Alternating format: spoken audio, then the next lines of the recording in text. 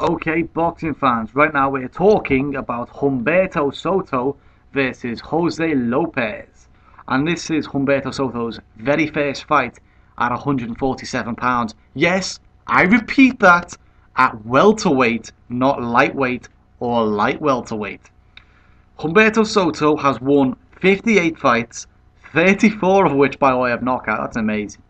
And lost 8, 2 of which by way of knockout, and also has 2 draws in a 69 career record.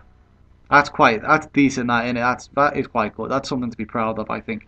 No joking, no jokes. All jokes aside, I think he must have made some bare money in his time. I mean, good champion too, you know. I mean, lightweight definitely, and he didn't. He should have stayed at light welterweight, in my opinion. I followed Soto for quite a few years, you know. I mean, I think this is it for Soto. You know, this is really it. He's fighting for the WBF welterweight title.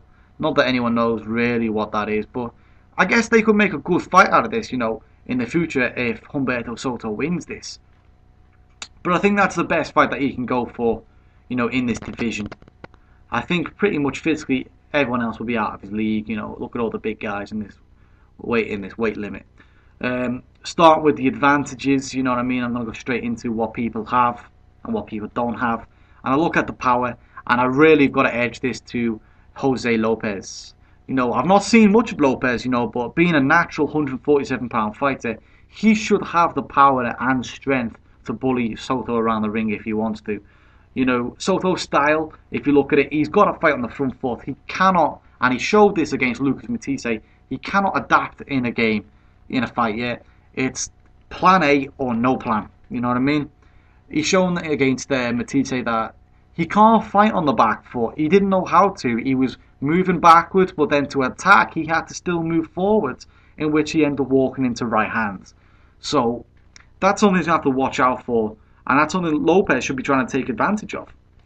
If you look at the recent record, anyway, of Humberto Soto, you can pretty much see where this is going, you know. 135 pounds, David Diaz, unanimous decision. Ricardo Dominguez, unanimous decision. Fidel Monterosa Munoz, unanimous decision. Urbano Antillon, unanimous decision. And what's this guy's name? Fucking hell. Motoki Sasaki, unanimous decision. All at 135 pounds, all unanimous decisions.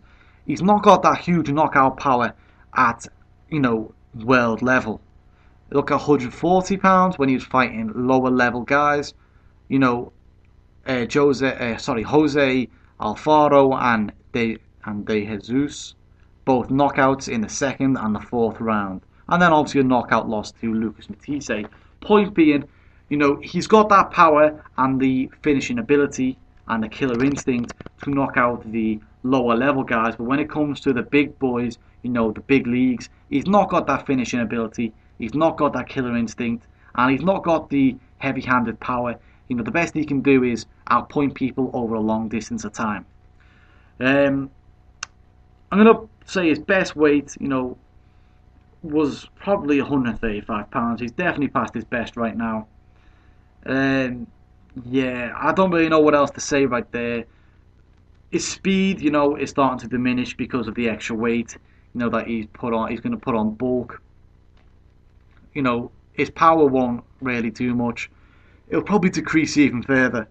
You know, now he's moved up to 147 pounds. I burped then, sorry. This, you know, it all comes down to, in this fight, really, for me, can Soto take the shots from Lopez? Or is Lopez a good enough opponent for him, really? You know, if Lopez is a good opponent, it could be a really tough fight for Humberto Soto. If he's not a very good opponent, you know, he's just here for the payday, then really it could be a Humberto Soto either knockout or unanimous decision. Really, I'm going to go for the unanimous decision. I just don't think that Lopez will be able to upset the odds in this fight. I don't think so. But after this fight, we're looking at Humberto Soto fighting someone else. You know, don't sleep on him fighting Ricky Hatton, okay? Don't. You know, that's Ricky Hatton's old title, the WBF, I think, or is it the WUF or something like that.